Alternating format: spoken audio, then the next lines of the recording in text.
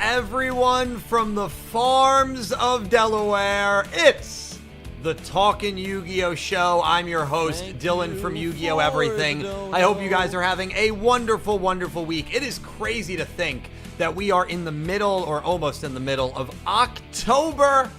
The leaves are turning. The air's getting a little colder, at least up here in the Northeast, and we are getting ever so close to Jump Festa, baby. I hope you guys are having a wonderful, wonderful time.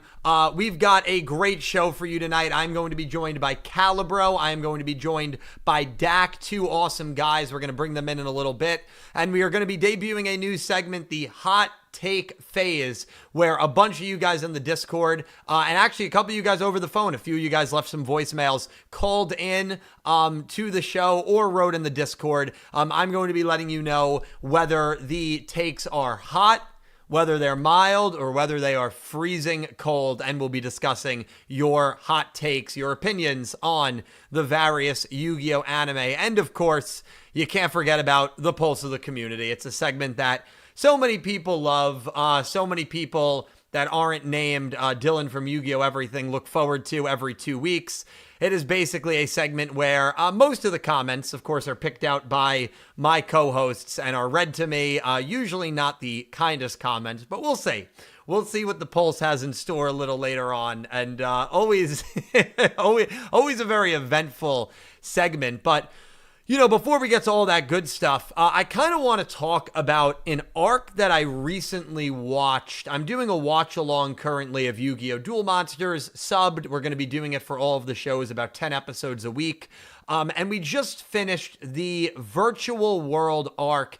And I did a little bit of research, and I wanted to start the episode off with the Virtual World arc. It is an arc that has been heavily criticized over the years for its content, but mostly its placement. I would say that the placement of the Virtual World arc being right smack in the middle of Battle City, specifically breaking up the quarterfinals and semifinals, is a decision that has garnered a lot of criticism and a lot of question marks over the years. Now, there is a few different elements of this I want to talk about. The first thing I want to talk about is actually my overall thoughts on the Virtual World have improved a little bit.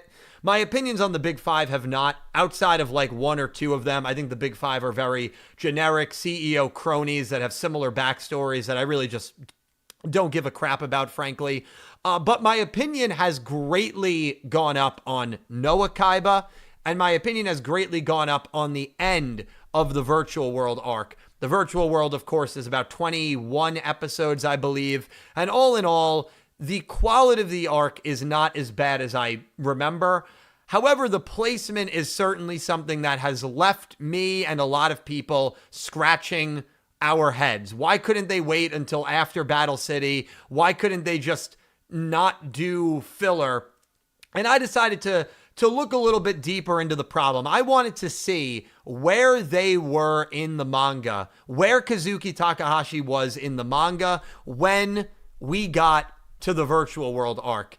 And I'm going to offer a solution regarding the placement of the Virtual World arc that maybe would have been a little better than what we got, but honestly, it is very complicated. So we're going to just break it down as much as we can. The Virtual World starts at episode 98. It starts right after that Yami Marek versus Bakura and Marek duel, and it lasts 24 episodes. And for those wondering why we even needed to have filler, Yu-Gi-Oh! Anime was rapidly catching up to the source material. It was rapidly catching up to the manga, and you might say, well, how did it catch up so quickly when the anime started in 01 and the manga started in the 90s? A lot of people forget the Yu-Gi-Oh! Manga had an entire 60 or so chapters before Duelist Kingdom that Studio Gallop decided not to animate.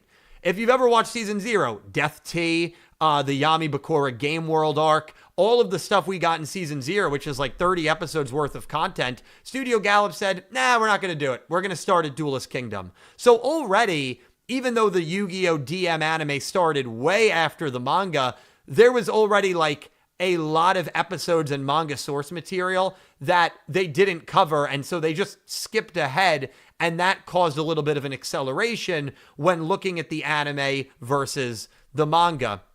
So you have the virtual world, which is 24 episodes, and I wanted to look, where were we? Where were we at episode 98? Like, was it possible for them to just try to wait until the end of Battle City and then do whatever filler arcs they had to do? It really wasn't. You have on a new March follower. 12th, 2002, episode 98 aired, which was chapter 238 in the manga. And you might ask, where was the manga on March 12th? The manga was on chapter 257 in the middle of that Kaiba versus Yugi semifinals.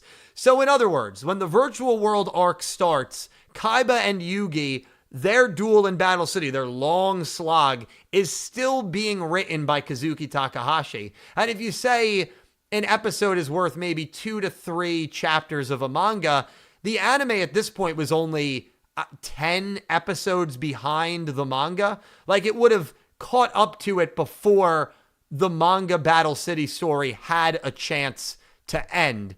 And just further proof of that, by the way, episode 122 is when we get back to Battle City, right? Episode 122 is when the 4-way duel starts. We're out of the virtual world. That's also chapter 239 in the manga. Well, a day before episode 122 airs, Yugi versus Marek is still being written by Kazuki Takahashi. Battle City isn't even over by the time we get through the entire virtual world arc. So this notion that we could have waited for the virtual world after Battle City just is not possible. For those that are wondering in terms of how many episodes the post-Battle City was, it was 22. It was 22 total episodes. And by the time, we get to episode 144, they're on chapter 278 in the manga. So it certainly was the buffer that was needed. But you've got to remember, what happened after Battle City? Like, let's not forget, when Battle City ends in the Duel Monsters anime, we have Doma, which is 40 episodes, and we have the KC Grand Prix, which is another 14 episodes. So after Battle City ends, we still got over a year's worth of filler arcs for the Yu-Gi-Oh! DM anime. So even if in some reality they were able to wait until post-Battle City to do the Noah Virtual World arc, that means we would have gotten 3 straight manga filler arcs, 3 straight anime filler arcs in a row, which I don't know if that really would have been the best decision. So I kind of look at the virtual world and its really unfortunate placement as an unavoidable problem, and I view it very similarly to how I view the Yu-Gi-Oh! Vrains recaps. It was a necessary evil. Nobody wants the Vrains recaps to have happened. Nobody wants to watch a recap every 13 episodes for a 30-episode span. Nobody wants the Battle City tournament, one of the strongest arcs in the entire franchise, to get interrupted by a filler arc, but we didn't have a choice. And that's the unfortunate part of it. Now, I will offer something that may have been a little bit of a better solution, but I kind of want to know how you guys feel about this, because I don't know if this would have been a better solution. A lot of people don't realize this, but in the manga, Battle City is technically split up to the Battle City arc and the tournament finals arc. And you might look at that and say, oh, well, that's what the anime did. Battle City Part 1, Battle City Part 2. But that's not the case. The tournament finals arc is actually referring to the quarterfinals and onwards. So the manga splits up Battle City right when the blimp takes off and the quarterfinals are about to begin. And I propose that if the team maybe had the foresight to realize that they were going to be catching up to the anime or the manga source very, very soon, maybe having the Noah Virtual World arc between the Battle City qualifiers and the quarterfinals instead of the semifinals would have been a better decision in breaking up the Battle City tournament. It's more complicated to do that, and that doesn't come without its issues, because again, doing it where they did it, think about it. Rashid is incapacitated. Mai is incapacitated. Bakura is incapacitated. Ashizu no longer has her Millennium Necklace. If you do the Noah arc before the quarterfinals and break it up exactly how the manga broke it up, how do you explain, Ashizu still having her Millennium Necklace and being able to basically know everything that's going to happen? I mean, I guess that's an easy one. But how do you include Mai? How do you include Bakura? How do you include Odeon? Like, Yami Marek hasn't taken over yet. And by the way, Yami Marek struggled to get past a door for 10 episodes in the Noah's virtual world arc. So while the Noah arc was great for the was okay for the main cast, was really good for the Kaiba family, they struggled with their excess of characters, and there would have been even more characters to balance if they did it here. That's probably why they waited until right before the semis, because at that point, a lot of the characters that weren't in the main crew were incapacitated, and they didn't have to include them. That's my theory on it. But I feel like this maybe would have been a good breakaway point, but, I got to be honest, like the Noah virtual world, I've been heavily, heavily critical in the past for the awful placement of breaking up the greatest tournament in the entire Yu-Gi-Oh franchise. I truly believe that about Battle City. But when you look into it, when you see how close the manga was to the anime, I don't think there was anything else that could have been done besides placing it here. Maybe before the quarters, but they certainly were not going to be able to wait until after Battle City. And by the way, maybe some people think, oh, well, what if they just fleshed out the duels a little bit more? Yugi versus Kaiba is already 7 episodes. That would have been a 9-episode duel. Kaiba versus Joey, the 3rd place duel, that's an anime filler duel. You can even see in that Battle City, semifinal arc post Noah's virtual world, they're doing things to pad time. So they were clearly in a tricky situation. And I just feel like this was an unavoidable problem when it comes to the virtual world arc, especially regarding the placement of it, which I think is the biggest criticism of all. But I want to bring in Dak. I want to bring in Cal, two great people. My friends, how are you doing today? Dak, I'm going to start with you. How are you doing, my man? Hey, buddy, doing pretty good, thanks. Awesome, dude. Calibro, how are you doing, dude? I'm doing good, man. Doing pretty well, having a good day. How are you? I'm doing good. I'm doing really good. Dak, I want to start with you. You are the one here out of the guys, you and Cal, that have seen Duel Monsters in its entirety. So you can speak a little bit more to Noah's virtual world, the criticism over the years of how can you have a filler arc break up Battle City? But then when you really break it down, it's like, well, what choice did they have? Yeah, no, I definitely agree. It was a tough spot to be in. They obviously didn't really have much they could do without diverting or having some crazy, kind of side, like, just duels on the blimp, but even that really would have been kind of weird, or just a bunch of like, oh, you're stuck in your room, you can't do anything kind of stuff. So, I mean, I do think them doing kind of the arc itself worked fine, but yeah, I agree. The placement is a little tricky. It's a little off. I would have personally probably put it before the quarters. I know you kind of mentioned that having too many characters, but I mean, the way I would have gone around that is leave some of the main crew behind. Have 2 split groups, and you could have, whoever, could be Tristan and Taya and whoever, there, or Serenity and Duke, and some of those like kind of characters, mix them up a little bit, whatever. But then you have some of them kind of on the blimp, or kind of investigating kind of the real world aspect, trying to set everybody free. Then of course you have everybody in the virtual world actually competing and doing the virtual world side of things. Could have even had Merrick in there or whatever, having to force him to work alongside Yugi to get out, and kind of having that build his little persona and transformation a little bit more. There are a couple little things they could have done here or there, I think, but really the arc itself I find is fine. I mean, I agree about the big 5. They're a mixed bag, but Noah himself, and Gozaburo and all that kind of piece for the Kaiba side, definitely a great element, and it makes it a lot of fun. Yeah. No, very well said. Now, Cal, it's trickier for you because you have not seen Yu-Gi-Oh! Duel Monsters in its entirety, but you have seen a lot of anime. I know Dragon Ball is one that you've seen in a large majority. All anime, for the most part, maybe not all anime, most anime has filler to some degree, some worse than others. I mean, you can speak to filler. You're actually somebody who enjoys filler. Is that correct? Yeah, I think a lot of times people don't like filler because, it's filler, right? It's not really pushing the plot in a direction like too heavily or whatever. It's kind of like doing a side quest in a video game. You don't have to do it, but like the option's there. Unfortunately, when you're watching something, you do have to watch it or, you know, you have no other choice but to watch or wait for it to be done. But no, I always enjoyed filler because I feel like you learn different things about characters that you don't get on like the base storyline a lot of times, and even if it doesn't push things one way or the other, like, wow, that's a cool little fact about this, or a cool little relationship that was built in this arc that maybe doesn't have much to do, with your storyline, but you can look back and be like, it wasn't the best, but it was cool how, character A and B interacted, and you wouldn't have gotten it if not for, some sort of filler arc.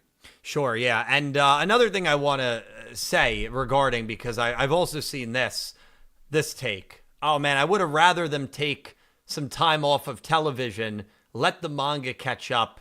But that is not possible in a lot of these situations, because a lot of people don't realize is these shows and companies have TV contracts that require them to be on television, especially for weekly running anime. It's the exact reason why when Yu-Gi-Oh! Vrains was in production hell, they couldn't be like, we'll just take a week off. It would Yeah. break their contract. So what do they have to do? They have to roll out an episode that has about 1 minute of new content that's a recap episode. And then 12 weeks later, they have to do the same thing. 12 weeks later, they have to do the same thing. They can't just take off time. So that wasn't an option either. I'm sure there's going to be some people that think, oh, what if they just like took off 6 months to let the manga like get ahead? They really couldn't. It's just like they made the decision that they were not going to adapt the first 60 chapters of the original manga. And so no crap, it's going to catch up very, very quickly to the manga source material. Had you adapted the first 60 chapters, you would have been fine. Now, you still would have probably had to do a filler arc, but you certainly would not have needed to do 3 filler arcs. Maybe just the one big Doma one, but like the KC Championship, Virtual World, you probably wouldn't have had to do those. Or at least the, Virtual World or one or the other. But yeah, I don't know. I mean, Dak, you can like just talk a little bit more about it. I mean, your opinions on the Virtual World. I mean, you said you kind of liked how the Kaiba family was done. I mean, what's your opinion on it interrupting Battle City? Because I think that's the thing that most people, including myself, that's like the biggest issue they have. Like, you've got us invested in this amazing tournament. We're finally about to see Joey, Marek, Yugi, and Kaiba, some sort of combination. And then we're getting sucked into this side plot. And it's like, really? So, I mean, what's always been your kind of opinion on that?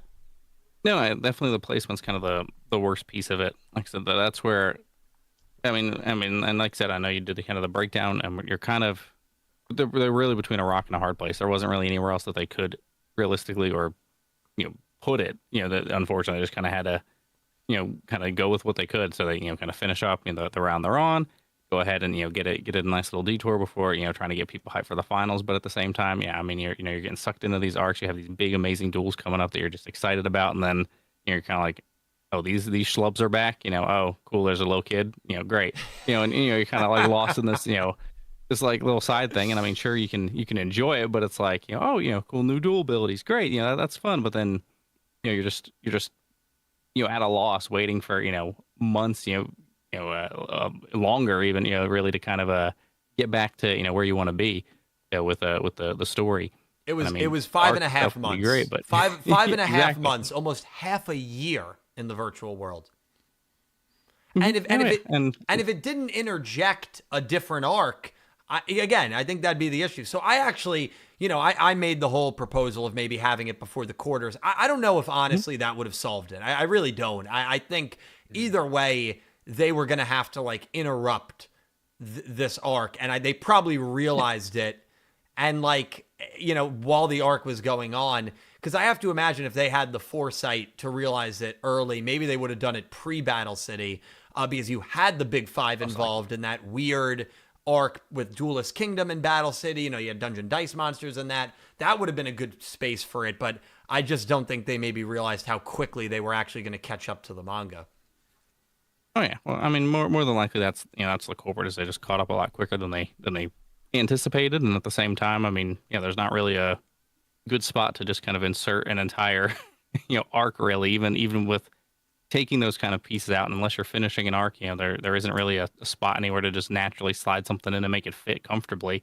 I mean, even doing it before the finals, which, I mean, on that front, then it's like, unless they're getting on the blimp and then you're having it happen immediately, it still doesn't make sense or work. But then, like I said, it kind of ties into, all right, now I have all these extra characters I have to work with and try to tie in somehow, and of course, sure, you can get a couple eliminated if you kind of move into, the first round of the finals or in between the finals and the semis, but you still have a nice handful of them to kind of mess around with. And then, this gives you at least kind of all your core, one or two little extras that you can kind of like cast off with little scenes here or there. So it's not ideal, but it at least works a little bit better. I mean, I guess, unfortunately, just kind of the timeline didn't line up to be able to do it after. I mean, that would have been probably if they could have made it happen, I'm sure that would have been the goal, finish off everything with, Yugi Kaiba, Yugi Merrick, and then have it happen before you transition. But then you run into filler, for that's what it is. It's filler. It'd be Virtual World, and then Doma, and then KC Grand Prix, and then you get to Millennium World. Yeah, I mean the whole back half of the show. Naruto.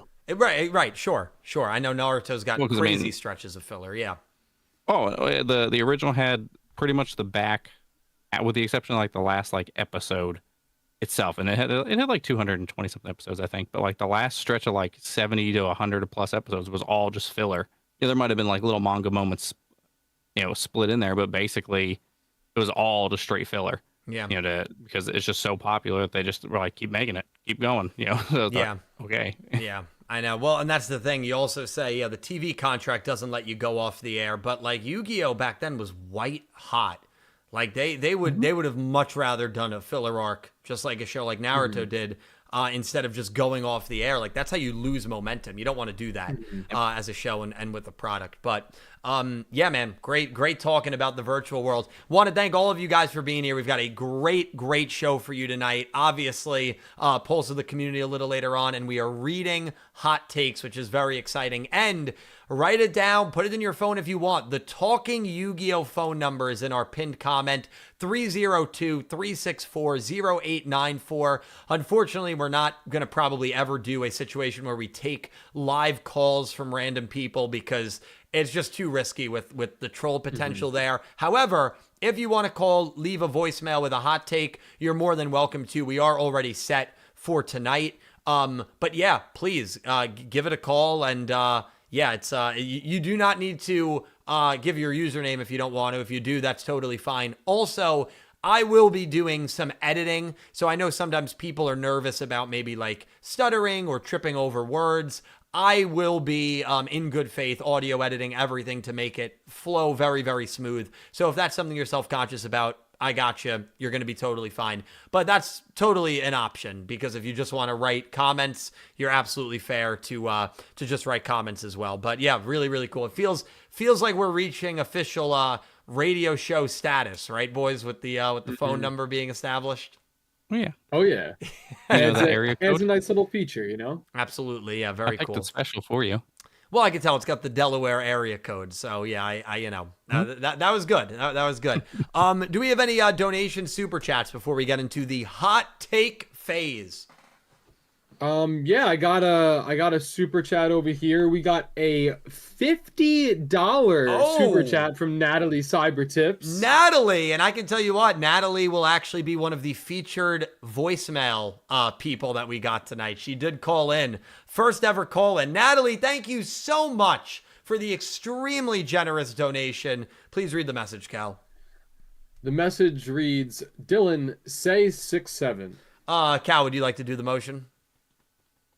6-7. There you go. 6-7, I'm giving up on you. Very famous song. Who did that song, Cal? Was that Fun that did that song? I don't know. Was it Goity? I remember Jelly House? No, it definitely wasn't him. But yeah, no, Natalie, thank you so much for the extremely generous super chat. It's donations. like that allow us to run this show, that allow us to establish a phone number, that allow us to just be live and create as much content as we're able to. So Natalie, from the bottom of my heart, thank you so much for the super chat. I know we definitely have your hot take picked. I will say I did not pick any of the hot takes. The boys to my left and right went through my Discord and the voice line, and they picked all the hot takes. So I do not know what is going to be said. I don't know what the hot takes are, but we will explain the hot take phase when we get to it, which we might be getting to it pretty soon. Dark Emperor J, we have a $2 donation from him. Thank you so much, Dark Emperor. And Natalie, seriously, thank you so much. Random question in honor of Halloween, the biggest jump scare you ever had. Biggest jump scare. I recently did an escape room with my family. It was me, my parents, my brother, and Ivrea, and I did an escape room for my birthday. This was literally, I think, like 2 weekends ago. And there was a part of the room, it was like a large room that was like a little creepy. It was like very Halloween themed, and it was off to the side on like a in like a boardwalk kind of area, and you had to crawl into it, and it was really cool. And so I went over there. My whole family was on the other side of the escape room, so I ran over there because there was a clue over there, and I went under and I typed in the code and nothing happened. And there's also like in this room, there was like a picture of like a little girl that was like, kind of a classic like horror movie staple, and nothing happened. And then like I looked at the picture, and as I looked at the picture, my mom must have speed walked behind me and did a high-pitched scream right as I typed in the code wrong. And that almost gave me a heart attack. And, she's awesome. Laughing hysterically after the fact, can't catch her breath. And I, so that was a recent jump scare, probably one of the worst jump scares I've had recently, but a very humorous moment. What about you boys? Yeah, that's a good one. Can you remember any jump scares? In celebration of Halloween, of course. In celebration of Halloween, of course. Jump scares. I honestly don't have any big ones that come to mind, but like recently. You're not a big horror movie guy, right, Cal? You're not a big horror guy? No. I'll watch it. Okay. I don't know. I just don't. I'm not. I don't know. I don't get like terribly jump scared. Yeah. I don't know if that makes sense, but I will say I did get jump scared though this week a little bit, because I was walking down the stairs of my parking garage at work. I think it was like Monday or Tuesday. And I went to, I'm just walking down the stairs, whatever. I go to turn and I didn't see it, but there was like a dead bird on the ground. Ooh. And I went to turn and make like my step to go down the next flight. It's like one goes down, you turn, and then you go down again. And as I turned to go down, I saw it, and I almost like jumped down the stairs because I was like, "Oh my god!" Yeah. I thought it was alive at first, and I was like, "Oh my god, there's a bird literally right here." And then afterwards, I felt bad because it was a dead bird. There was one time I was walking, and this was back when we lived in New Jersey at my parents' house, and me and my mom were walking in, and it was like dusk at night, like probably like 6:37, and my mom just screamed, and I like jumped back. And there was just like an opossum. It was alive. It was playing dead on our walkway. And that's the only time I've ever seen a possum. I know they're in New Jersey, but like it was just very random. My dad went out, and you could see it was like breathing, and it was playing dead, which is what they do. And my dad's like, just let him be. He'll scurry off. And then he was gone in like 30 minutes. But that was a very weird. So that, just thinking of an animal by the house reminds me of that. Yeah. Yeah. Dak, what about you? Anything coming to mind? Yeah, there's one that I distinctly remember. It was from trick-or-treating when I was a little kid, probably like 7 or 8. We were going down the neighborhood, and there was a house where there was just kind of like a hay bale and like kind of a, like a mannequin or something kind of sitting on it, so dressed up as like a Grim Reaper or whatever. And I remember distinctly going up to do it, and there were people talking inside the house. So, I knocked on the door, rang the doorbell, all that, to like, have them come out, to give my sister and I, candy and trick or treat and all that. So I knock on the door, no one comes to the door, and then all of a sudden the mannequin thing, moved and was like, "Oh, here you go," kind of lunged forward. And as a little kid, that scared the crap out of me, because because it was a person, like, but they were fully just dressed like, they weren't moving, they weren't reacting. Like my parents were like, down the stairs, they were talking to us, and they didn't react to like them at all. I mean, they got they got like all of us, all four of us, just real good. It's always funny, and this is what happened with the escape room story too. It's always funny when you genuinely get jump scared like that, and you have like a mini heart attack, and then like you can just like laugh. Like it just kind of becomes funny right after, and I'm sure that's what happened with you. That's funny. Yep, exactly. No, cool. Well, listen, happy Halloween, everyone.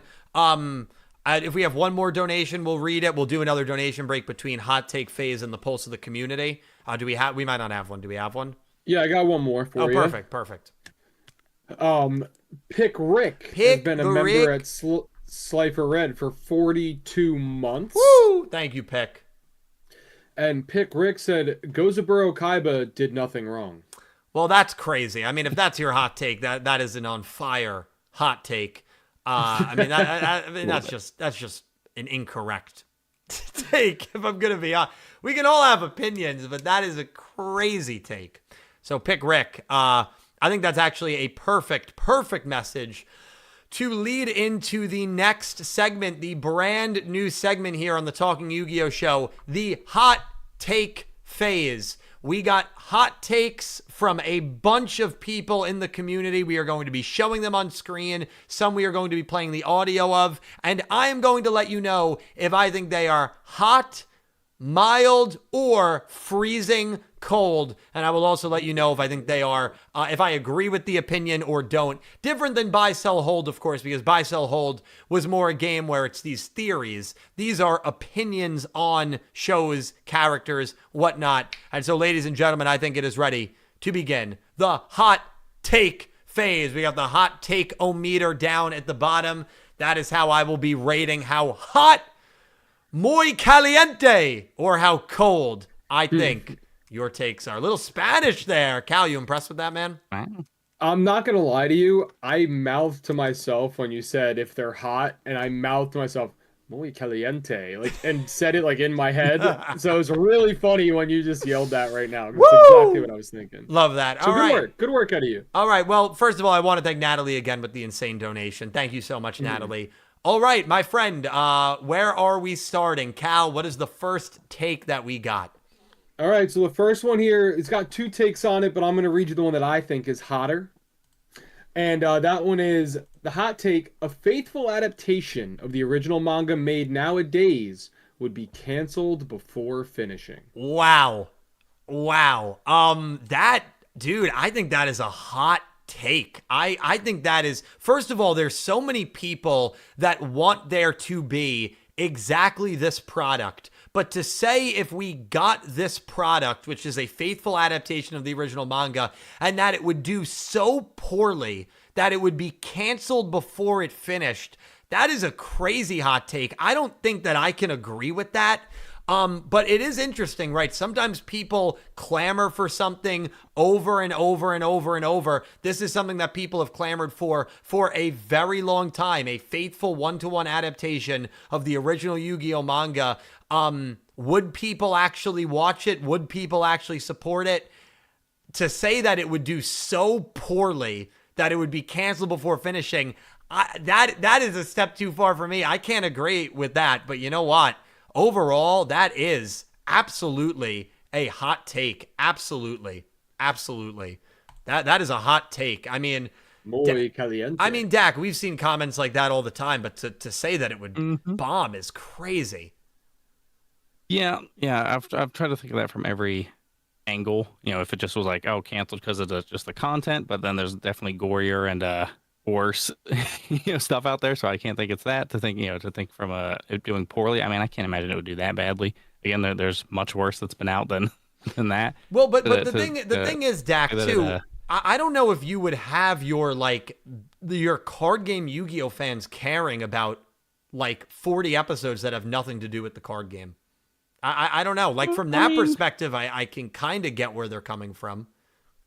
Sure, but I mean, at the same time, there's a lot of the anime fandom, and I'd argue probably a decent chunk of the core, even the card game fandom that still kind of hold Season 0 in that higher kind of a nostalgia regard. There's a lot of people who I know would love to see it fully, released, fully, remastered and as part of the show. Because I mean, it's just a big piece of that kind of Yu-Gi-Oh history that I mean, there's tons of people out there who haven't seen it, and they'd potentially be able to watch for the first time and experience all the crazy dark beginnings of the show, and to do it faithfully, makes it a little more twisted, which might draw on people who enjoy things like Death Parade or some of those other kind of game, Yeah. and that kind of shows, as well. So it's like I can see where it has that reach and that potential, and then hopefully as the card game gets introduced, the idea being, they like this game a lot.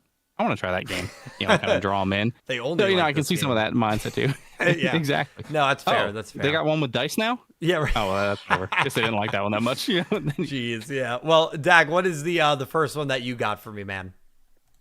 Yeah, so for a nice little opinion here, for all of the damage Arc 5's ending did to the franchise, I think it was the one time Yu-Gi-Oh! Had been back in the mainstream since 5Ds and deserves some praise for accomplishing that. Well, anything that has to do with Arc 5 deserving praise, I think is inherently a pretty big hot take. But you know what? I'm in full agreement with this. And I think that a lot of people would reject this, and that's why I think it is genuinely a hot take. But I think, dude, the amount of people that got back into Yu-Gi-Oh! Anime when Jack Atlas was announced, when Alexis Rhodes was announced, when Crow was announced to be appearing in this show was absolutely unbelievable. And there are so many people that would comment on my Arc 5 video saying, I dropped Yu-Gi-Oh! After 5Ds. I dropped Yu-Gi-Oh! After GX. I haven't watched Yu-Gi-Oh! Since the original. I actually do agree with this. I think the shame of it is a lot of people came back to Arc 5, and then because of how a lot of people disliked the ending, they just, that was it. Like, that was it with them in Yu-Gi-Oh! And I think you can say, sure, Arc 5 does deserve some praise for accomplishing that, but at the same time, I do think it did some pretty irreparable damage. Maybe that's harsh, but some pretty irreparable damage to the Yu-Gi-Oh! Community, at least the outskirts of it. But yeah, I would agree with that. I think that is a hot take because I don't think a lot of people would want to admit that, but I agree with it. Cal, what's our next one, man? Okay, the next hot take is I don't like Yugi vs. Kaiba duel in Battle City because the amount of flashbacks that happen in between them breaks the tension, in my opinion. Still a good duel, though. Well, this is a take that I have seen many times. I'm not going to say it's a cold take, but I will say it's a mild take because I've seen this take many, many times. And I can't say it's a cold take. Listen, to me, Yugi versus Kaiba Battle City is the greatest duel in the franchise. I've said that many times. My opinion hasn't changed on it. But I have seen this as the counter argument to that. The counter argument with that duel is almost never the dueling quality is bad, the monster summons are boring, the Yugi Kaiba stuff is boring. The criticisms have always been, hey, the Joey duel that's going on in his mind, like, what the hell is that about? The cutaways, like, are we breaking up the tension? We're extending this duel. Those are understandable takes to have. I've seen those takes a lot. I don't think it's cold, but I am going to say mild because I think it's still saying that you don't like that duel, I think is certainly a take. But because I've seen it before with the cutaway stuff, I'll put it as mild. Yeah, but nice. Love that one. Okay. Who do we got next? Dak, what do we got next, man? Yeah. So this next one here, we have one of our voicemails because it ties in pretty well to Perfect. one of our next takes. So we're gonna play that first. Hopefully it's gonna be good levels. Let me know if I need to adjust it, of course, because this is our first voicemail being played. Okay, over love the it. air. Love first voicemail. All right, so then here we go, and this should be from Natalie, if I remember correctly. Love it. Awesome. Hey Dylan, this is Natalie. Raise it a little bit, Dak. Your favorite Sazai simp. Anywho, I wanted to tell you my hot take. Bungo And Stray my Dogs. hot take is that the final season of Yu-Gi-Oh! Yami Yugi versus Bakura could have been done better because of the amount of times like it breaks away from that duel, and it could have been structured a lot better. Yeah, that's my hot take for that. Well, Natalie, thank you so much for the call in. Very similar to what we got with Silver's take on the Yugi Kaiba stuff with the cutaways. You know, I feel and the same as Arietta's. Same as Arietta's, yeah. I feel like I have to almost keep that as mild. Because I've seen that take a lot of times, and I think, but at the same time, like Yugi versus Bakura, I think it's like one of the best duels in the show. I don't think it's as good as Yugi Kaiba Battle City, but I still think it's a really good show. Maybe the cutaways for certain duels don't bother me as much as they do other people. I mean, I think it's a fair opinion to have. I can't say it's a cold take because, again, it's being critical of a well-regarded duel, which I respect. I respect the spiciness of that. But I can't say it's like a hot take because I've seen it many times. But that being said, I think it's a good one. Natalie, thanks so much for calling in. Really, really cool. Thank you, Natalie. Love that. Who's next? Yeah. Dak, do we have another voicemail? I was going to say we have another voicemail. Just raising the volume a little bit on that one as well. So this one should hopefully come through in the similar style vein here. I don't think we have a screen prompt, but it should be pretty clear here. So I was told that I needed to call in and give you my Yu-Gi-Oh hot takes. I don't know how hot these takes are actually going to be, but they're kind of in the same vein.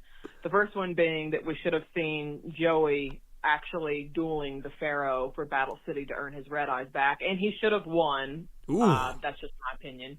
And then I also think that Joey would have gotten the opportunity to actually beat Kaiba on screen at some point, just because, the general way that Kaiba treats him. He just deserved to have a win, and those are my hot takes. Well, what a lovely caller, Dak. Anything you want to say about the caller there? What a lovely caller. Oh, great caller. Top tier. Probably the best caller we'll ever have. Well, let me tell you this. I'm also going to say this is mild because I think to say we should have seen Yugi versus Joey is like ice cold because I think most people feel that way. But to go the next step and to say Joey should have beaten Yugi, I think there's a little bit of spiciness in that. I also think that there's spiciness in saying Joey should have beaten Kaiba. I never interpreted that Joey surpassed Kaiba as a duelist. So I never really had that feeling, and I think a lot of people probably feel that way. But I think to go out on a limb and say, no, he deserved to beat Kaiba, I think that's a good take. I think it's an interesting take, and I have it as a mild take. I like it. I will say, to slightly devil advocate you, I also think that Joey should have beaten Kaiba, not necessarily surpassing him, but the perfect spot for him to beat Kaiba and humble him a little bit even further would have been right after Battle City and the filler Battle for the Bronze episodes. That would have been the perfect spot for Joey just to beat him while he's down a little bit more so, and kind of humble him a little bit. I would agree. I would agree. I think it would have been. I think it would have been interesting if Joey won that duel though, because I would have really been convinced that the writers hate Seto Kaiba. Because if you think about what they do to him in the filler arcs, right? Noah Kaiba needs Yugi to bail him out. Darts needs Yugi to bail him out. And then we get... he beat Siegfried. Oh, he beat Siegfried, yeah. And then we get Kaiba Joey as a filler duel, and he loses to Joey. I would have just felt like, man, these writers hate Seto Kaiba. But it's an interesting take for sure. It's interesting for sure. Cool, really cool. What is the next one we got, Calibro? And thank you, of course, to the two wonderful ladies calling in. Huge thank you. Yep. Here we go. We got another hot take here from Colin.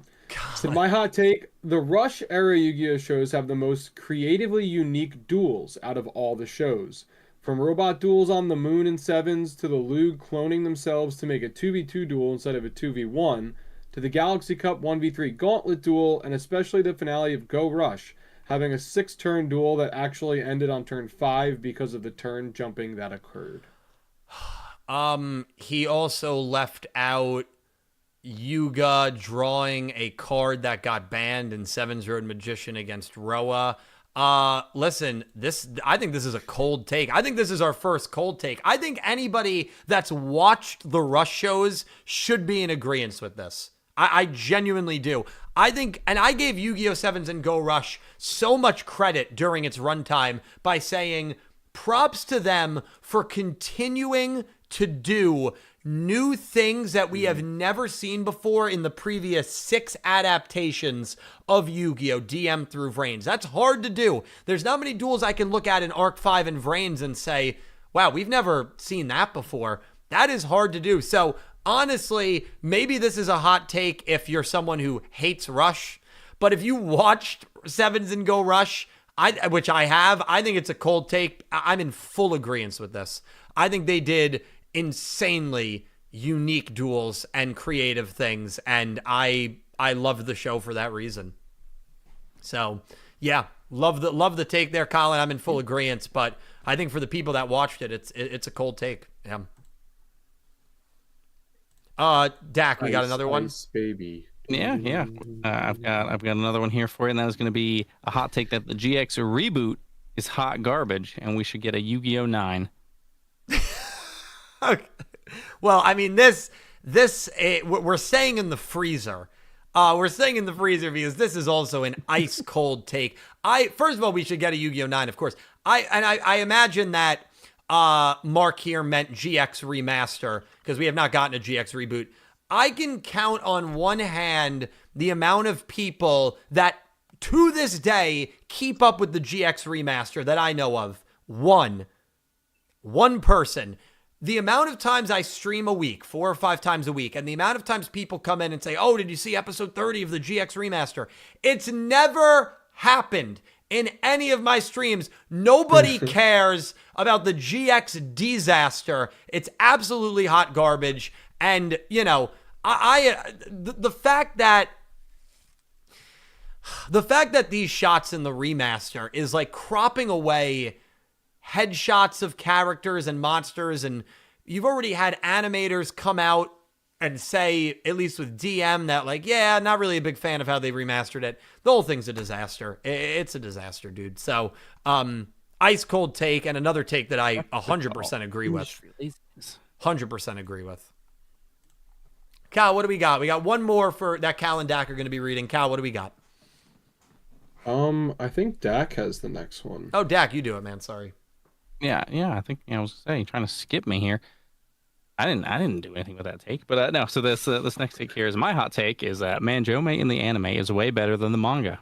He's a more layered character and breaks the stereotype that all rivals need to be powerful with beatdown decks.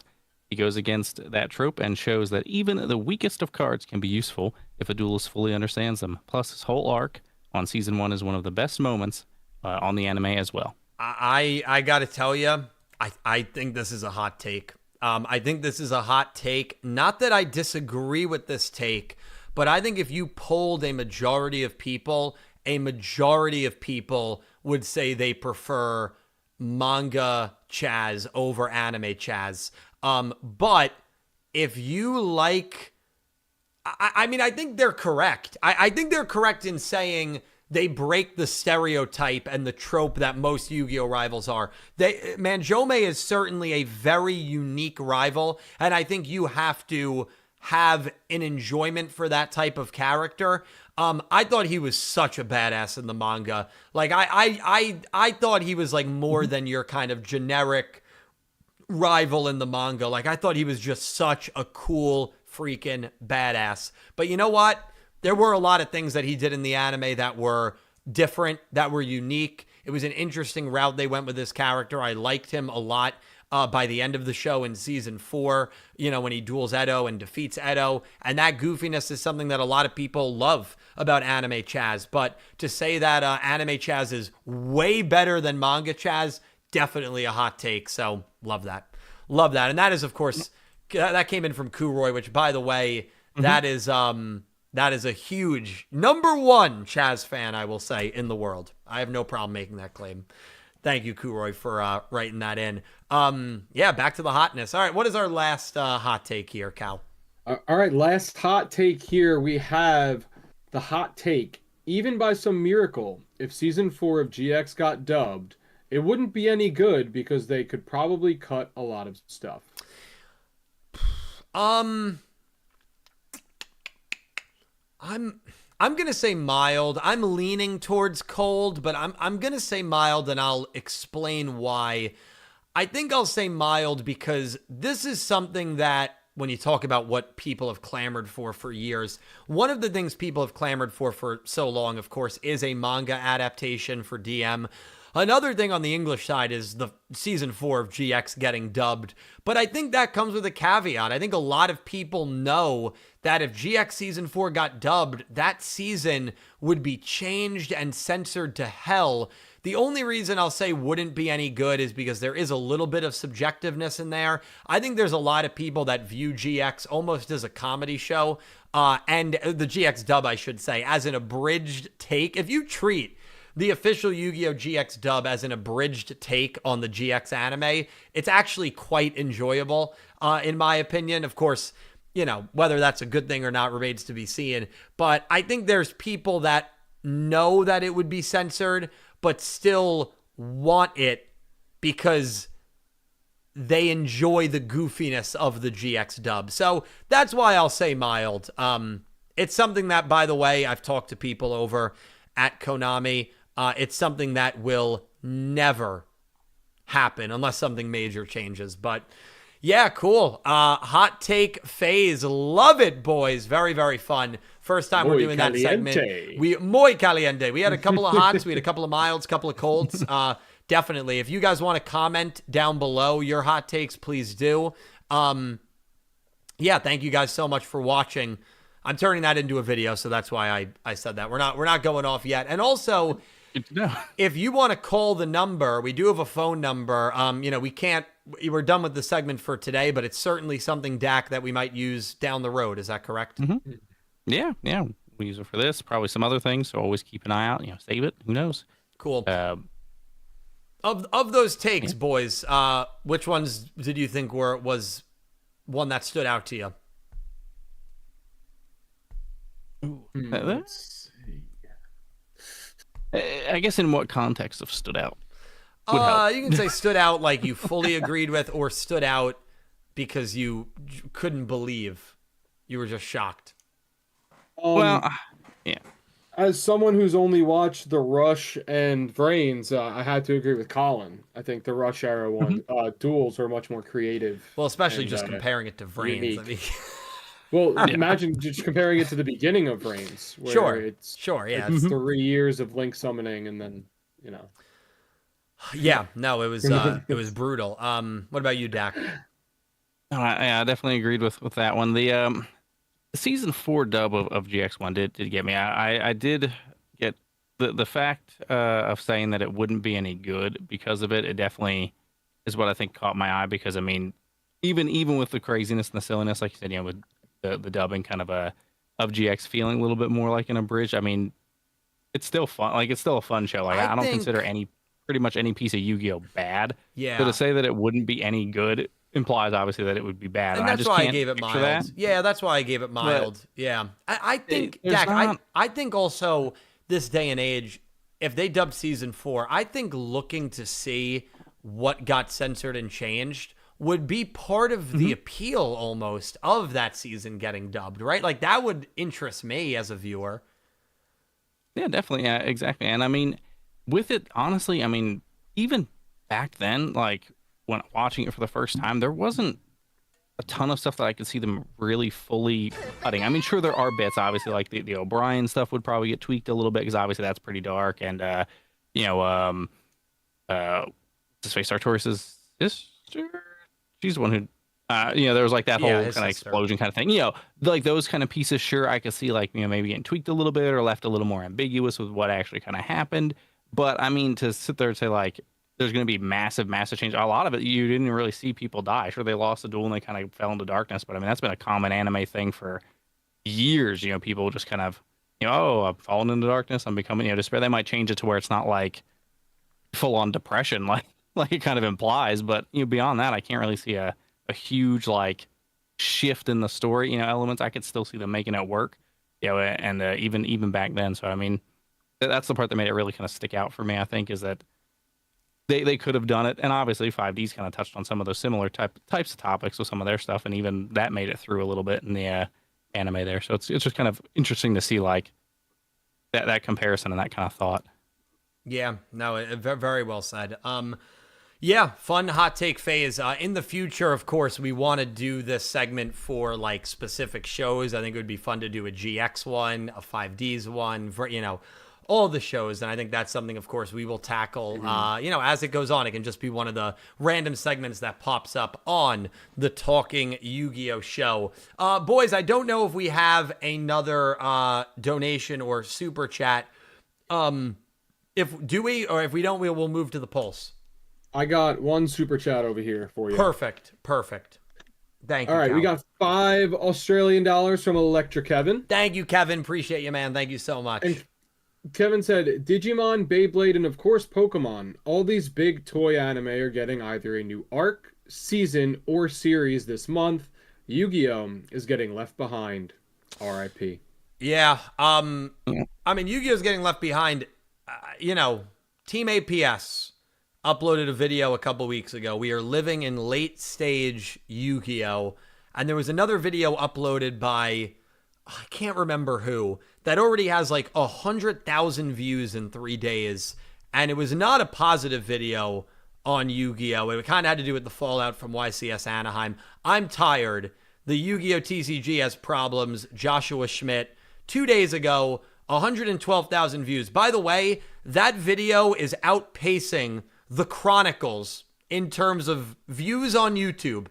Cal's laughing over there. I see him laughing. Wow. His video is outpacing The Chronicles in terms of views on YouTube. I mean, give me a break, man.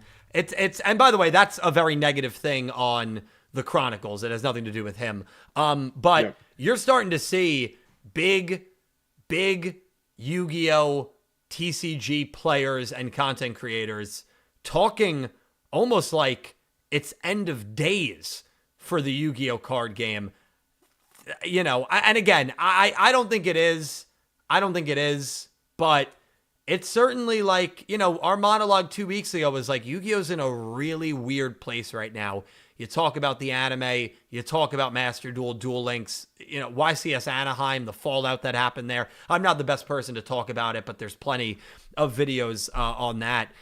Yeah, I don't know. I mean, we're in a really interesting time, and you look at all those toy anime that are getting new seasons, new arcs, whatever it may be. But I look at Yu-Gi-Oh! As a much bigger hole right now, where it's just in it kind of is like lost its identity. Like I am not someone who thinks Yu-Gi-Oh! Is dying or will not exist in a year. I think that's a ridiculous take, and I don't think that's what anybody, Joshua Schmidt or Team APS are saying either, but they are acknowledging like, dude, we're in a rough spot right now with the game. Mm-hmm. Like, how do we get out of it? So I don't know, man. I don't know what's going to happen. Hopefully what's going to happen is Yu-Gi-Oh! 9 in December at Jump Festa, right, Dill? Woo! Yeah. Woo! That's what we hope, man. I'll tell you, Yu-Gi-Oh's in such a weird spot right now that I almost feel like that adds credence to maybe getting an app. Maybe they feel like, hey, let's do a show. Like, maybe that is like how they're viewing a potential solution. I'm probably just, that's probably more hope than anything else. But like, yeah, who knows? I don't know.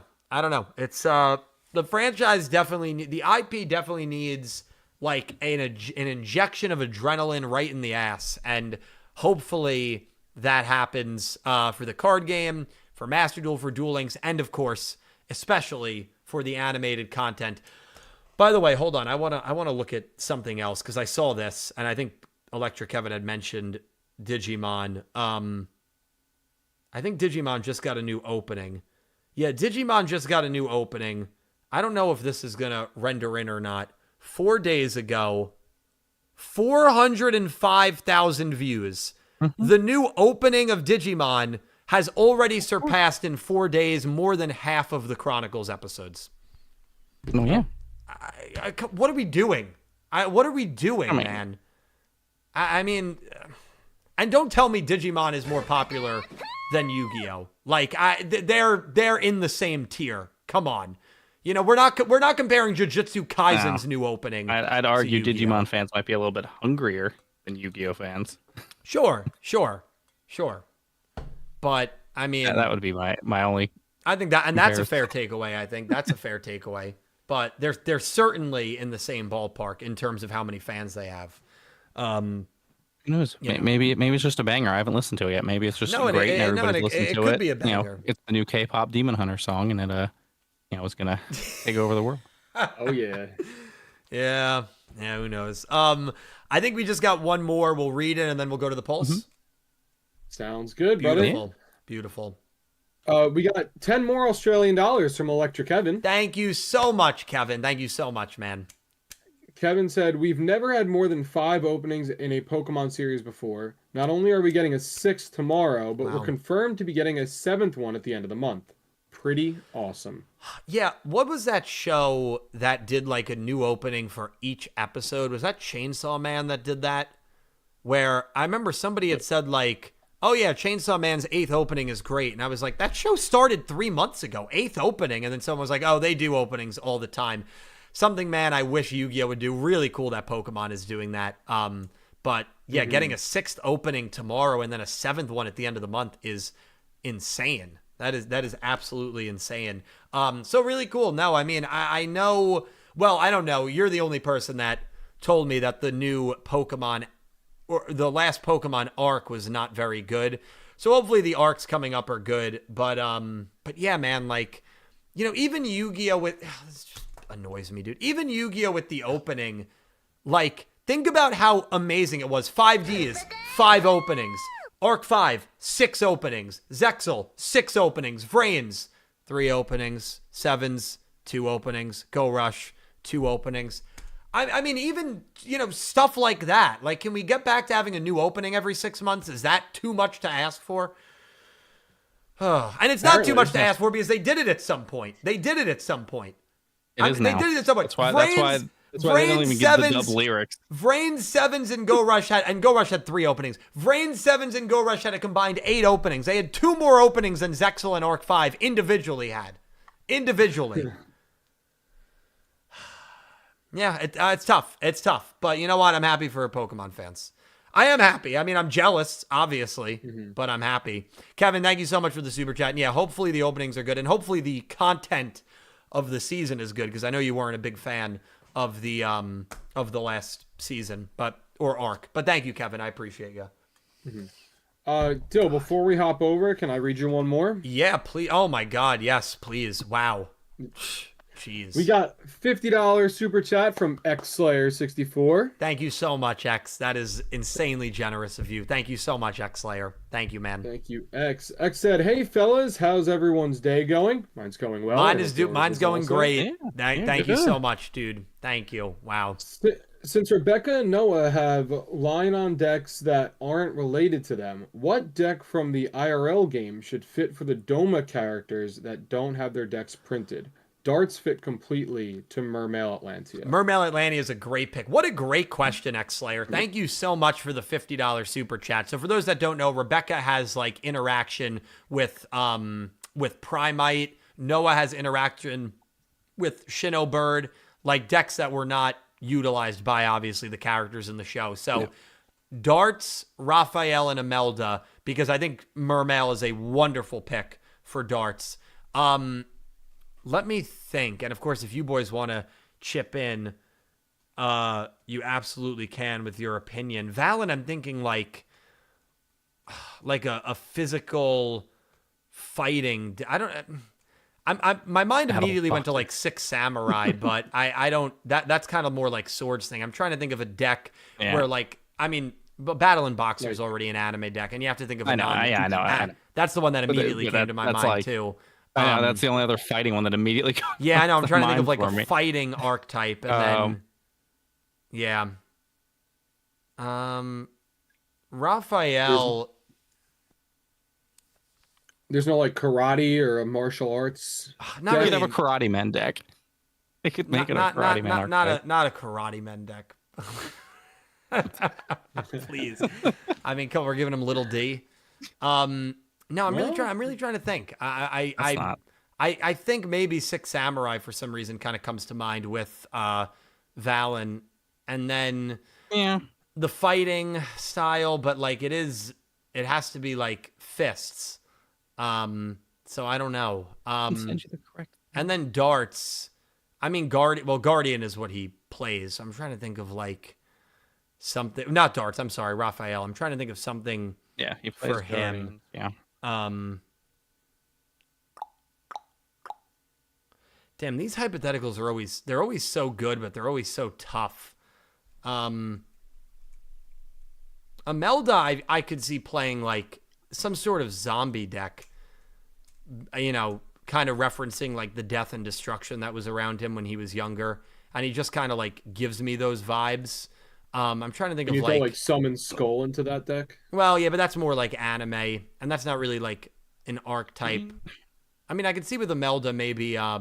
We could.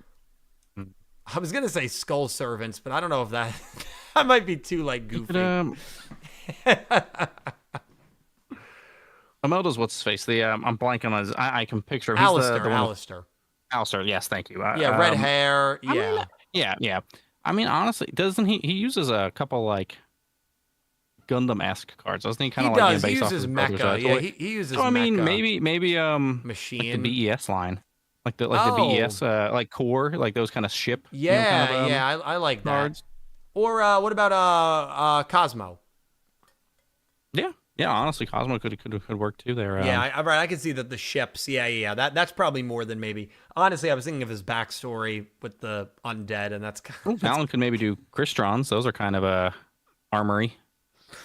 Oh, Crystron. Yeah, that's a good one. That's a good one. And then then we just got to pick one Gladiator for Beast for Raphael. Raphael. No, we're not giving Raphael Gladiator Beast. Get out of here. We got Those to are think. Guardian-esque, No, and they're not anime technically. no.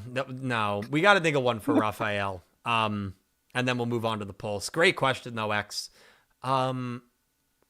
Raphael, I'm trying to like picture Eodos and a monster that looks similar to Eodos and just gaining like a crap ton of attack because that's what Eodos did. Mm-hmm. Oh yeah, Noble Knights. I could see that being a. I mean, it's not as Guardian-esque. But I mean, like we do have Raphael's deck like printed, but I'm trying to still think of like what cards maybe he'll have interaction with, like how Rebecca has interaction with Primite. Yeah, I don't know. I keep thinking like, yeah, I don't know. I mean, that is a really, really good question. Yeah, it's a good question. I think we'll settle. So we'll do Valen. Yeah, I mean, Crystron. I like Six Samurai, but yeah, I mean, Crystron is fine. And then Imelda, I do like that VES or Cosmo Raphael line. What do you got, Raphael? Samurai might work. I mean, Samurai might work with him too. Go for Raphael. It could. Yeah. It could. Yeah. Yeah. Vanquish Soul for Valen. That's a good one too. Vendread is another good one. Yeah. I'm excited to see what they do with those characters. Man, really cool. Sword Soul. Swords. No, come on, dude. Come on. Sword Soul. I could actually see Raphael with Sword Soul. But yeah, really cool. X-Slayer, thank you so much, dude. Freaking fantastic question. And when those characters come out, we will, of course, be covering them. And by the way, you know what? I want X-Slayer's opinion on the new Assault support we got for RDA and Stardust. I'm not looking at chat anymore because it's too distracting for me. And I never look at chat during the Wednesday night streams. But Dak, please let me know X-Slayer's opinion on the Assault cards. I'd love to know. I'd love to know if he thinks they're mid or if he thinks they're decent. And what I think he's going to... okay engine. I was just going to say, I think he'll say they're decent. I don't think he'll say they're good, but I think he'll say they're synchro decent. Builds. Yeah, it It's seems, okay for synchro. seems like the consensus is like they're good-ish, but like not like insane, but not like awful. So, you know, whatever you get in anime support, you take what you can, but really, really cool. Really, really cool Assault support there. Okay, I think we're ready to move on to the Pulse. Are we ready?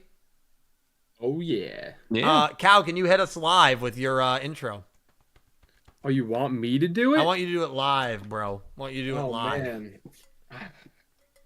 Pressure's on now. It's time for the pulse of the community. Let's go. Let's go. All right. Pulse of the Beautiful. community.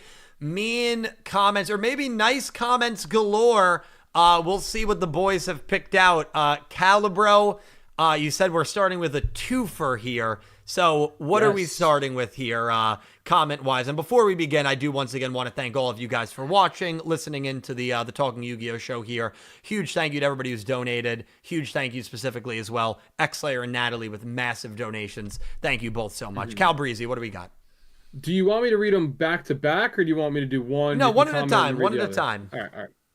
So the first one is simply, you kind of look like Timothy from the Dune movies. Timothy Chalamet? Yes. Hang on. Timothy Chalamet. Hang on. That is a huge compliment. Timothy If anybody Chalamet ever is a very, generally speaking, attractive man. He's hot. Of course. So He's muy caliente. well, usually you start these segments off with a very negative comment, usually about the hairline, usually about the neck, whatever it may be. But you're starting off here, the pulse, with a very kind comment. Thank you so much. That is well, you have two. So maybe I should hold my thanks. Now I'm kind of realizing. Now I'm kind of realizing why you have two. Okay, and you told me that this one has a censor as well. So this one, I guess, is really bad. All right, what's the second one? Okay, so the second one is just shave your head, bro. There it is. It's time to let it go. You look crazy with the hairline receding all the way back like that. You look like a effing beep. Okay, well, first of all, that's crazy. Gentlemen, can you help me figure this out? If a man in his 30s has a receding hairline, does that allow another person to use a slur to describe them? I mean, that is crazy. I mean, no, help me figure that out. Maybe I'm missing something. That is insane. It's not great. That's insane. Kind of wild. Yeah, I'm going to say that Christ. it's probably not the right thing to do. No. It's typically not what you want to do. And he's got the laughing emoji, too, which he's adding insult to Well, injury. yeah, the laughing emoji is like, oh, no offense, but I'm going to say the worst thing I can possibly say. I will say this. Listen, and this is a life lesson for everyone. There's going to be people in the world that view you negatively just based on your appearance, and there's going to be people in the world that view you like Timothy Chalamet, one of the most attractive men in Hollywood right now. So, you know what? This is a great dichotomy. Cal, I think that is what you were going for. Yeah, always absolutely. look for the good. Thank you, Cal. It's like having the devil and the angel on each shoulder, you know? Yeah, Yes. it can be your angle or your devil. Yes, always look for the Exactly. good. I mean, I'm getting cold. I'm getting slurs thrown at me for having a receding hairline. If that's not the internet in 2025, I don't know what is. I think it's accurate. It's parts of it. Jesus, dude, we're in trouble as a society. All right. What is the next one? Dak, you got the next one for me? Yeah. So it's so you're here making a channel to point out the obvious. Cool. What was this from? What video or short was this from? Was from one of the shorts. Give me 1 second to get my. I mean, some of the shorts, again, not everybody is like super Yu-Gi-Oh nerd, knows everything there is to know about the anime. Some of my content is more on the obvious side if you are a massive fan of the anime. There's also plenty of people that are subscribed to this channel that are casual fans. I don't know if this person knows casual fans of Yu-Gi-Oh exist. Yeah. So this was the one. Honestly, I thought it was a good short, very handy for people who haven't seen it. But it's well, from that's why the, I'm asking. where these 5D side characters appeared in Arc 5, Oh, that's not also known as Did You Know 188. that is not an obvious short. I thought it was going to be something like, the only protagonist in Yu-Gi-Oh! Vrains. Although I've never made a short like that obvious, but that is not an obvious short. Are you kidding me? I mean, sure, we all know like Jaeger appears, but like Divine appears in Arc 5 for like a split second. You wouldn't know it unless you paused it. Please, that's not an obvious one. I think this person needs to look up the definition of the word obvious, to be honest with you. All right, Cal, what do we got next, man? All right, the next one here. All the losers begging for a remake of the original Yu-Gi-Oh series are just brain-dead Zoomers who were Thank literally you for spermed the dono. when season 1 of Yu-Gi-Oh aired on Kids WB. Y'all missed the train. Sit in your bed. What an asshole. First of all, no, I mean, We get really. a Yugi boomer button. It's such an asshole comment. Okay, boomer. First of all, most people that are begging for a remake of the original are old enough to remember when season 1 was airing. Does he think that most people that love DM are like 20-year-old like teenagers? Most people that love DM are like people around my age, like 30, 31, late 20s, young 30s that want the original to return. Now, I'm not in Watched as a agreement. kid. By the way, I'm not in agreement. Like, I think there's things that I'd rather see besides a remake of the original series, but this guy's using a lot of like kind of buzzwords. Y'all miss the train, sit in your... I don't... You know, there's like elitism. This comment is like baked with elitism, sprinkled with buzzwords, and like salted with lingo that doesn't even make sense. So it's not really directed at me. I don't know who it's directed at. Well, I do know who it's directed at. Well, no, not really, because Well, Dill, it's directed at the brain-dead Zoomers. it's directed at the brain dead Zoomers who were sperm when season 1 of Yu-Gi-Oh aired. But most people were alive when season 1 of Yu-Gi-Oh aired that want a remake of the original series. Yeah, but they're just losers begging, bro. But that's Yeah, where, they're just begging. okay. You're begging right now. I mean, yeah, yeah, right. No, I think he should look up the definition of the word begging. But You're yes. on your knees. I mean, I'm looking right at you. Well, Dill, You're clearly 10 foot tall. How old do you think most of the people are that want a reboot? Like 6, 7? That's what this person thinks. I mean that's what this person thinks. Yeah. All right, we've got one more from Dak and Cal each. Dak, what is the next one that you got? Yeah, so this one is how did you come up on my recommendation, bro? I love Yu-Gi-Oh, but your voice, bro, is so annoying. Executing don't recommend my channel immediately. I mean, you know what? That's a pretty creative one. Yu-Gi-Oh. Yu-Gi-Oh! That killed You me couldn't even be bothered to immediately. spell it right, man. Come on. But listen, at the end of the day, everybody's got opinions. Some people find my voice soothing. Other people do find my voice irritating. And like, to be totally honest with you, I don't take any offense at how people find my voice if they find it irritating to listen to, because like that to me is very similar to like music taste, where it's so subjective of what you want to listen to, what goes through your ears, what's actually kind of fun and appealing to your brain. Like I don't find that to be too insulting. Now, Actually, would there's you really find it nothing in this. insulting There's really if they said they nothing. preferred- Yeah, No, Dak, sorry. no, I was going to say just there's kidding. really Would nothing you- in this comment that actually upsets me or angers me, to be perfect. honest with you. Well, good. Well, what if he followed up with I preferred you post surgery, for the polyp? Would that offend you more? That would annoy me because it's clearly someone who's been around a long time. And so him acting like I just came up in his recommendations, that would annoy me then, because now the consistency is gone. The thing that annoys me most about mean comments is the consistency being wrong. How did you come up in my recommendations, You keep bro? popping up. Dude, it's so funny too that like instead of just hitting do not recommend, he took the time to write a comment. Like that is actually kind of funny. Was probably like listening to like a Yu-Gi-Oh video in the background, and then like your voice came on, and he was like, "Oh my god, who is that?" Like, Well, no, and like that's the thing. And like I can't take that too He's watching personally. like App J or somebody. Yeah. and Yeah, your yeah. computer just auto plays. or like genuinely, it could be watching TGS Anime, who's got this beautiful, smooth British voice, and then it's me, hello, this jarring like northeast. Oh God! So I don't take any personal offense to this. That's pretty funny. Cal, you said your last one's gonna be a real good one, so I'm very nervous about it. So what is I'm gonna the last preface one? it. I'm gonna preface it by saying this is from the Konami market cap video. Oh. Just to give you an optic of what they're talking A about. video, for those that need a reminder, me and you did together. Yes, that's Okay, correct. let's go. This is nothing. This guy is way too optimistic. He needs to stop giving people false hope about something that isn't even going to happen. This game is the worst it's ever been, and people are quitting because it isn't fun anymore and it's pointless.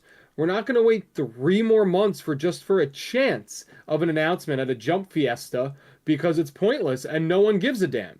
Konami doesn't give a damn. These are the facts, and sometimes you have to face it. Well, first of all, I'll say this. I think this user is angry at a bunch of different things. I think he's angry at the state of the card game, and he's kind of turning that into anger at me for being optimistic.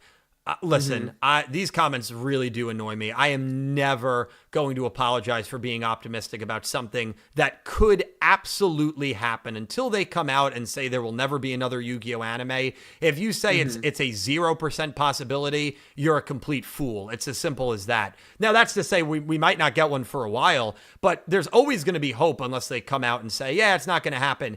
And needs to stop giving people false hope about something.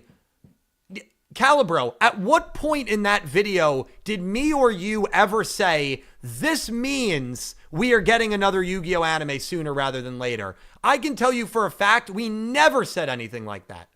No, I don't think either of us said anything like that. I think all we were pointing to is the fact that basically funding wouldn't be an issue if it came to making another show.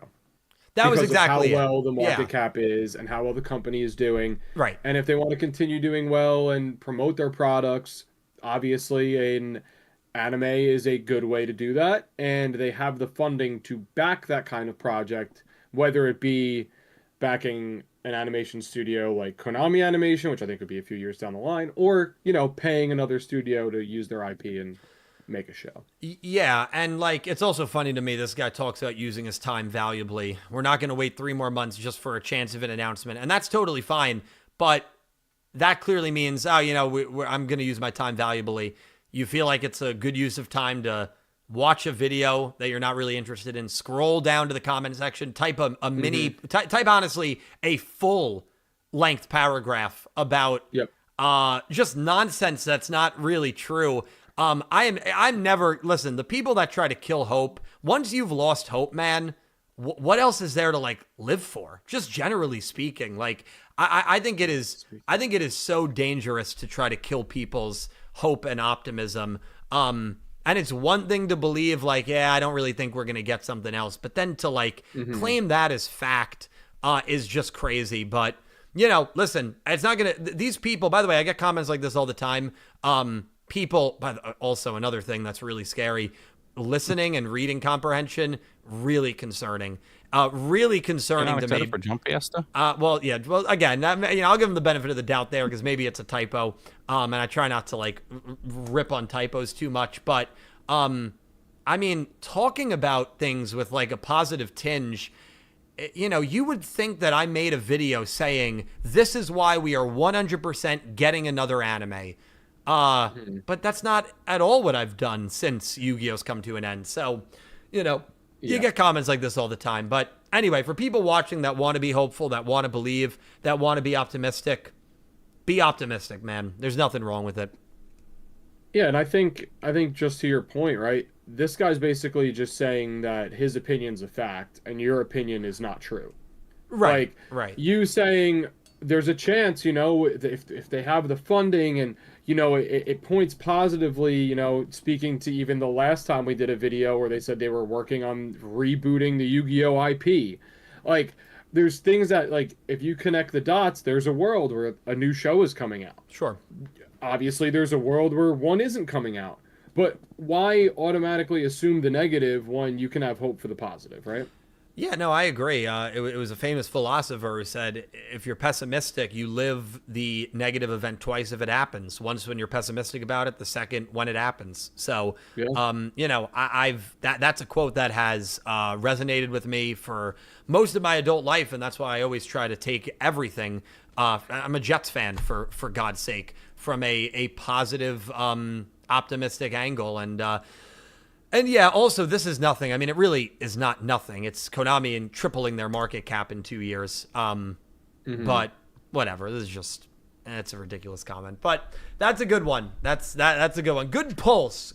And you were not wrong. That end comment definitely irritated me because, again, it's just the same drab that's been spouted. No, really, since like the Perfect. show has Yeah. come to an end about me, it's my fault for spreading false hope, and I should, be stopped for that. Like, it's just, it's so ridiculous. And like the hope that I'm spreading, dude, at no point since Yu-Gi-Oh! Go Rush ended have I said we are 100% definitely getting another Yu-Gi-Oh! Anime. And if somebody go through my videos and find that, I've never said anything like that. But, I'm going to keep highlighting the events where we could get an announcement, the precedents that have been set, what's been going on recently with Konami and what maybe they're thinking of doing. Like, listen, we're going to keep those dialogues going because at the end of the day, that's what the channel's been about, man. That's what it'll continue to be about, for sure. Yeah. All right. Well, good pulse. Good pulse. Do we have any more donations, boys? If we don't, that's totally fine, of course. I got one over here on the super chats. Nice. We got a $6.66 donation from that man He 666. Is that man? Thank you, my man, for the devil dono. And that man said, which archetype you believe got justice to be a full-fledged deck? Metal Morph or Assault Mode? I'm going to go Assault Mode, that man, because I love the fact that we had Assault Mode heavily featured in one of the only Yu-Gi-Oh! OVAs ever.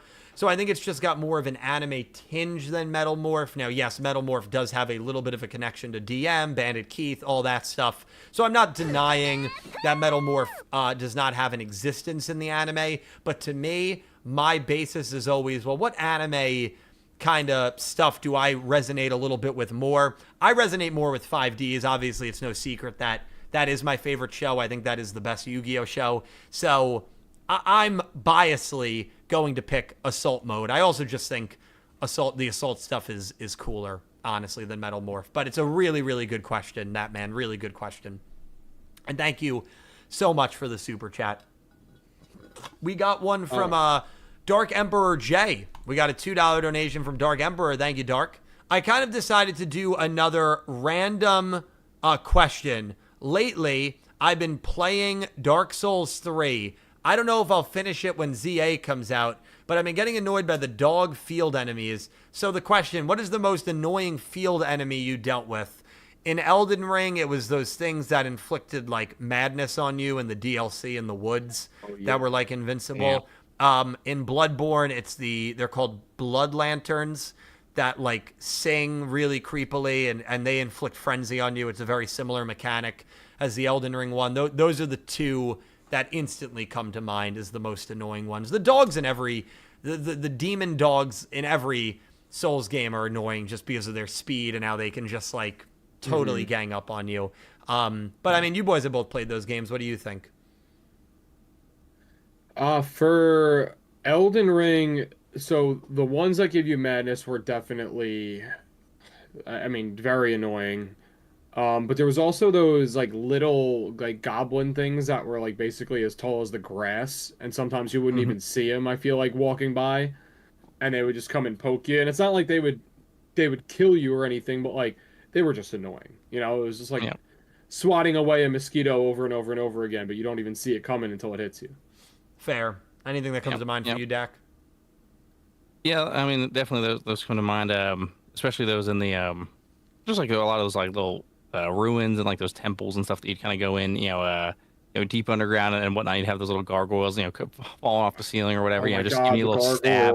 Like even if you were getting to where you were fine and could get past them, they would just pop out at that most annoying time. But there's this little guy in I've been playing that Wuchang, Fallen Feather, on stream, and there's these little guys in that are kind of similar to them, but they jump onto your back and they stab you like 4 or 5 times, and then you go into a fall animation and you lay on the ground while they get off of you, and then you get back up.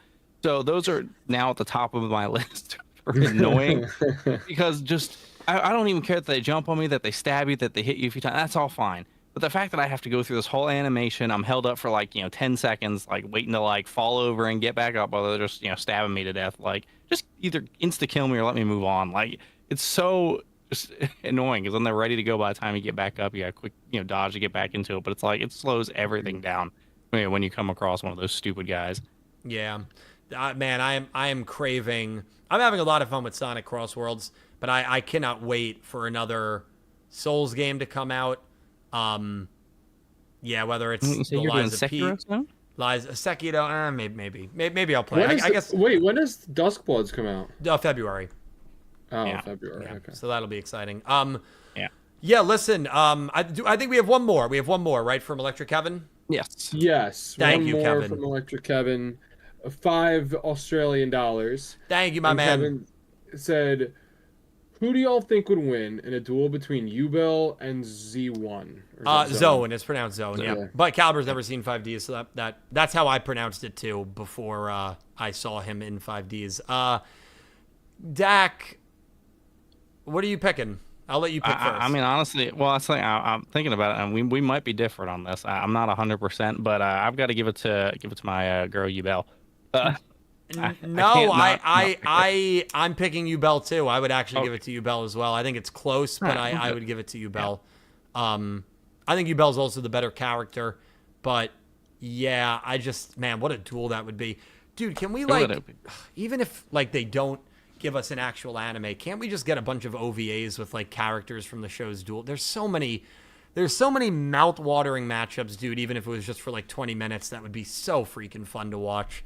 But I'm going to go Yubel, but that's a tough one. That's a tough one, Kevin. Yeah. That'd be real fun, though. Listen, ladies and gentlemen, the Talking Yu-Gi-Oh! Show, we appreciate you guys greatly. Obviously, the opening monologue, in case you missed it, will be up tomorrow morning as a video. Huge thank you to everybody working on the show. Dak and Cal for joining me. Oh! What the hell, dude? Thank you so much, man. Hold on. If it's a hot take, let's go back to the hot take phase, dude. Yeah. Let's do it. All right. Holy crap. Thank you, that man. Yeah. He jumps right back into it. I love it. Dak, you want to take this one? Yeah, I can take that. Yeah, so it's from a good old That Man 666 with a $50 super chat there. 3 bombs in the stream. Thank you, dude. Says, here is my hot take. Unless I said this before, I think Yu-Gi-Oh between DM through 5Ds is manga superior, whereas Yu-Gi-Oh between 5Ds through Go Rush is anime superior. Also, how much to get Dylan to shave all his hair? Well, I'm gonna ignore that last part for now. Oh, there's so many parts of this. I'm tempted to just put this as a hot take because, dude, saying the 5Ds manga is better than the 5Ds anime, that to me is crazy. That to me is insanely hot. The problem is then 5Ds through. Oh, wait. Because then he also says 5Ds through Go Rush, the anime is superior. So I think I would have to know, because I agree that the GX manga what do you think? The 5Ds cutoff is where I think we need the clarification. Yeah, give us the clarification on the 5Ds sure. cutoff. Is it are you saying 5Ds anime, or are you saying DM and GX manga and 5Ds up anime, or Zexal up anime? The Rush anime are better than the Rush manga. The Zexal anime is better than the Zexal manga. And the Arc 5 manga, I think, is better than the Arc 5 anime. So I'm in disagreement with him there. What's the clarification? Right, so the clarification is 5Ds is where the anime and the manga felt evenly matched. Wow. That is, dude, no, I think that's a really hot take, man. Uy, caliente. I think that's a hot take. It's definitely a good one. I mean, I like it. It's a really good one. Yeah, no, it's a really good opinion. I'm not very high on the 5Ds manga, and obviously I'm very high on the 5Ds anime. The thing though is I'm in full agreement with him about DM. I'm in full agreement with him about GX. I'm in full agreement with him about Zexal. I'm in full agreement with him about Sevens. I'm in full agreement with him about Go Rush. So the only disagreement I have is Arc 5, where I prefer the manga slightly over the anime. It's not that far. For that last page. Sure. I kind of just forget that last page happens, but I know it ruined it for a lot of people, which is valid. But the 5Ds one, honestly, that in of itself is a great hot take. The 5Ds manga and anime are even. really good. The only way it's not a hot take is if that man feels the 5Ds manga is the greatest Yu-Gi-Oh manga ever written. And I just can't imagine he feels that way. I can't imagine. But maybe he does. The 5Ds manga for me, funny enough, I think it's my bottom mainline Yu-Gi-Oh manga. So I think my dislike for the 5Ds manga and my love to choose, for he picks the anime. Okay. Yeah, that's a great take, dude. I mean, that man, thank you so much for the insane donation. Also, how much to get Dylan to shave his hair? I am not shaving my hair anytime soon, at least. You know, I'm weighing the options. If Yu-Gi-Oh! 9 doesn't get announced at Jump Fest. No, that's We'll way shave you on too good of a chance. Woo! No, that man, I'm not. I am not shaving my hair. Cal, also, are you talking? I was, but my mic was muted. I don't remember muting it. But I was gonna say we could start a fund for you to like shave your head if there's no announcement at Jump Fest. Though. No, I'm not shaving. I'm not shaving Carrie, my head. But thank you for inquiring. You can do it for you. Yeah, Carrie can do it live on stream. We could donate your locks. Thank you for inquiring, that man. I appreciate that you are interested in if I have a price for shaving my head. I do not. But if that changes, I will let you know. That man, thank you for the insane donation. I don't think you've said that before, too, so I think that is a brand new one. I've got to thank that man, X-Slayer, and Natalie, who all donated very, very generous donations today. I cannot state how grateful I am to be in such a kind and fun community. I've got the greatest amount of people in the world supporting me, genuinely. And I am so grateful for all of you. And I've got a great team here as well. Calibro and Dak, thank you guys so much. I'm going to let you guys promote whatever is going on in your world. Cal, we will start with you, and then we'll switch it over to Dak. Thank you guys so much for watching. Please follow these guys on their social media. All right. I really don't have anything to promote. So I'm just gonna swing this right over to Dak so he can promote all of his cool streams he's got going on. Aw, nice. Well, I'm gonna still throw it out there and say on the rare occasion, Cal streams at twitch.tv/CalBreezy. That's right. And the link is below and in the chat. So you should pay attention for those rare streams. They're always you got yours in already too. I was gonna do it. I did. I sniped it. I sniped my own link in chat. Wow. But I also stream on Twitch at twitch.tv/DakFTW, and eventually get VODs up on YouTube at DakFTW as well. Mostly, I mean, just game wise, I'm doing some Wu Chang Fallen Feather, some Silent Hill F.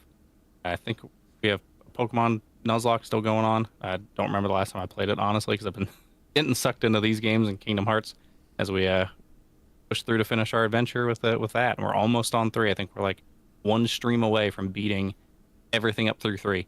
So it's very exciting to be near the end of this journey.